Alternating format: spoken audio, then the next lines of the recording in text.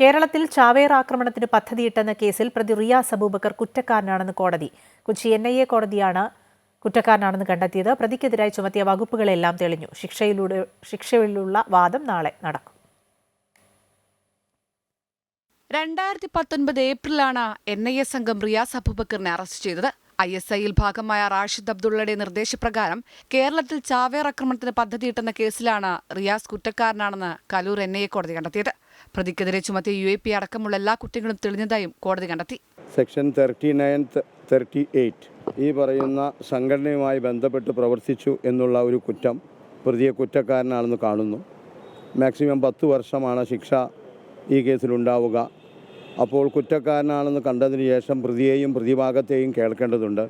എന്തുകൊണ്ടാണ് ഈ സാഹചര്യങ്ങൾ കുറ്റം വിധിച്ചത്? കഴിഞ്ഞ 5 വർഷമായിട്ട് പ്രതി ജയിലിലാണ്. ആ ഒരു കാരണം കൊണ്ട് തന്നെ ഏറ്റവും കുറഞ്ഞ ശിക്ഷ കിട്ടുവാനായിട്ടാണ് പ്രതിഭാഗം അഭിഭാഷകൻ എന്ന നിലയിൽ ഞാൻ ശ്രമിക്കുക.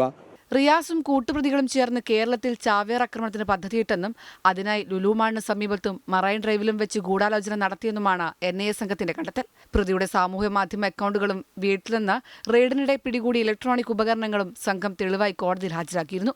പ്രതിക്ക് പരമാവധി ശിക്ഷ നൽകണമെന്നാണ് പ്രോസിക്യൂഷന്റെ ആവശ്യം. നാളെ ശിക്ഷയിലുള്ള വാദം പൂർത്തിയാക്കിയ ശേഷമാകും പ്രതിക്കുള്ള ശിക്ഷ വിധിക്കുക. അമൃത ന്യൂസ്, കൊച്ചി.